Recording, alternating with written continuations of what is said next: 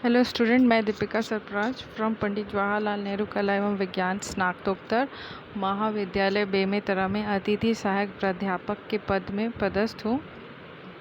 आज का हमारा टॉपिक है विक्रय संगठन। जैसे आप देख रहे हैं, विक्रय संगठन दो शब्दों से बना है, विक्रय और संगठन, जिस सेल्स और संगठन यानी ऑर्गेनाइजेशन। सेल्स के काम को करने के लिए जो लोगों का समूह है वही होता है विक्रय संगठन।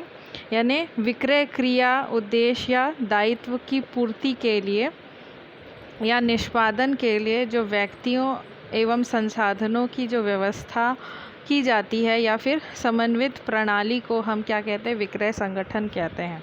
विक्रय संगठन व्यक्तियों का एक समूह है। भाई संगठन यानी व्यक्तियों का समूह जहाँ बहुत सारे लोग होते हैं समूह में, और वो एक निश्चित लक्ष्य को प्राप्त करने के लिए प्रबंधक के नेतृत्व में कार्य करते हैं। यानी जैसा उनका प्रबंधक उनको ऑर्डर देगा या निर्देश देगा, उस निर्देश की पूर्ति करते हैं और सारे के सारे लोग उस उद्देश्य के पीछे भागते हैं, जिन उद्देश्य या लक्ष्यों के पीछे भागते हैं जिनको उनको एक समय में पूर्ण करना होता है। विक्रय प्रयासों, संबंधों, साधनों एवं कार्य पद्धतियों की समन्वित व्यवस्था को विक्रय संगठन कहा जाता है। विक्रय संगठन के द्वारा न्यूनतम लागत पर अधिकतम कुशलता के साथ विक्रय उद्देश्य को प्राप्त किया जाता है। भाई संगठन के लोग हैं, हर संगठन विक्रय संगठन में लोगों को उनके योग्यता के अनुसार काम बांट दिया जाता है, उत्तरदायित्व दे दिया जाता है।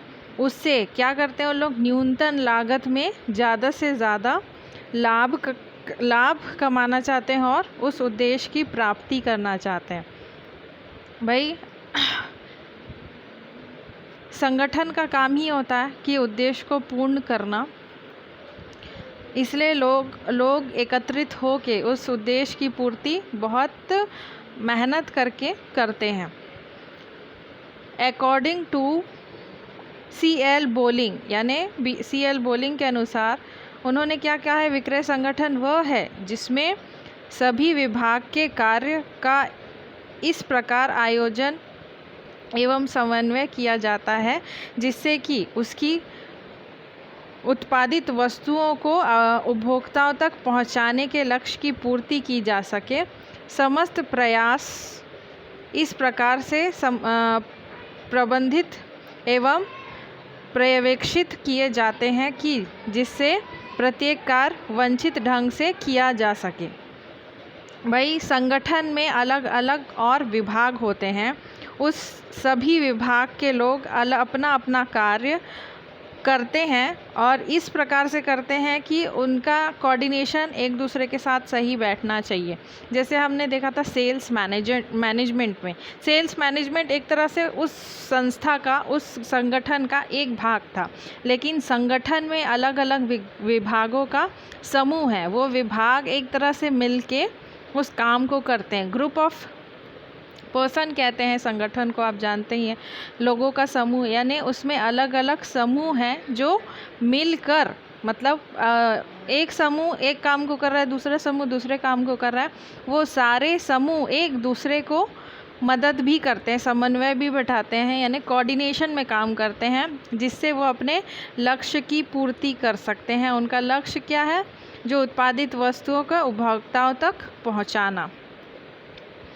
इस प्रकार स्पष्ट होता है कि विक्रय संगठन विक्रय क्रियाओं में लगे हुए व्यक्तियों का समूह है। मैंने कहा लोगों का समूह, व्यक्तियों का समूह है जो विक्रय प्रबंधन के निर्देशन में पूर्व निर्धारित विक्रय लक्ष्यों की प्राप्ति के लिए प्रयत्नशील होते हैं। समूह के सदस्य के मध्य औपचारिक संबंध होते हैं तथा वे विक्रय लक्ष्य को न्यूनतम लागत पर अधिकतम कुशलता के साथ करने का प्रयास करते हैं। भाई जब सेल्स मैनेजमेंट से आएगा कि निर्देश आता है कि आपको प्रोडक्ट मार्केट में सेल करना है, तो आपने ऑलरेडी अपना लक्ष्य निर्धारित किया है कि उसको मार्केट में सेल करना है, लेकिन ज़्यादा से ज़्यादा सेल करना है, न्यूनतम लागत में अधिकतम लाभ कमाना है, वो भी कुशलता के साथ। तो जब सेल मैनेजमेंट प्रोडक्ट का प्रोडक्शन हो जाता है, उसके बाद उसका एडवर्टाइजिंग, एक तरह से पूरा वो पैकिंग से लेबलिंग सब हो जाता है, तब उसको मार्केट में सेल करने के लिए ले जाया जाता है। अब देखेंगे हम विक्रय संगठन की विशेषताएं, यानी कैरेक्टरिस्टिक्स ऑफ सेल्स ऑर्गेनाइजेशन। एक विक्रय संगठन में निम्नलिखित विशेषताएं पाई जाती हैं, जैसे यह किसी संस्था के संपूर्ण संगठन का एक भाग है जो कि विक्रय कार्यों के प्रबंधन से संबंधित है। भाई अब विक्रय संगठन लगा है, तो जो संस्था के संपूर्ण संगठन का एक भाग है, यानी जो आपकी संस्था है और एक तरह से इंस्टीट्यूट है या ऑर्गेनाइजेशन है, उस संपूर्ण संगठन का एक भाग, संगठन यानी ओवरऑल बड़ा सा आपका मैनेजमेंट, उसका एक भाग है सेल्स संगठन, जिसमें सेल्स से जुड़े लोग होते हैं और इनका काम क्या होता है, सेल से रिलेटेड जितने भी कार्य हैं उसका प्रबंधन करना। दूसरा है यह विक्रय कार्य में लगे व्यक्तियों का एक समूह है, यानी ये इसमें कौन से व्यक्ति होंगे, जो सेल से रिलेटेड काम करते हैं, यानी सेल पर्सन हो सकता है या फिर विक्रयकर्ता हो सकता है, सेल्स मैनेजर हो सकता है, यानी जो प्रोडक्ट को पैक्ड होने के बाद मार्केट तक ले जाने और मार्केट का रिसर्च करना, फिर कस्टमर की प्रॉब्लम का सॉल्यूशन करना, ये सब किसका काम है, विक्रय व्यक्ति जो उसमें लगे हुए हैं, जो समूह है, उनका काम होता है। तीसरा है विक्रय संगठन में लगे व्यक्ति वे परस्पर औपचारिक व अनौपचारिक संबंध होते हैं। विक्रय संगठन में जो लोग हैं उनका फॉर्मल और इनफॉर्मल रिलेशन होता है। एक तरह से क्या है, अलग अलग संगठन बड़ा है, सेल्स मैनेज कह सकते हैं आप संगठन, उसमें अलग अलग प्रकार के लोग हैं, मैनेजर है, सेल्स मैनेजर है, फिर सुपरवाइज़र है, फिर सेल्स पर्सन है, ऐसे अलग अलग ब्रांचेस हैं। तो उनमें क्या है, एक औपचारिक संबंध भी है और अनौपचारिक संबंध भी होता है। सॉरी।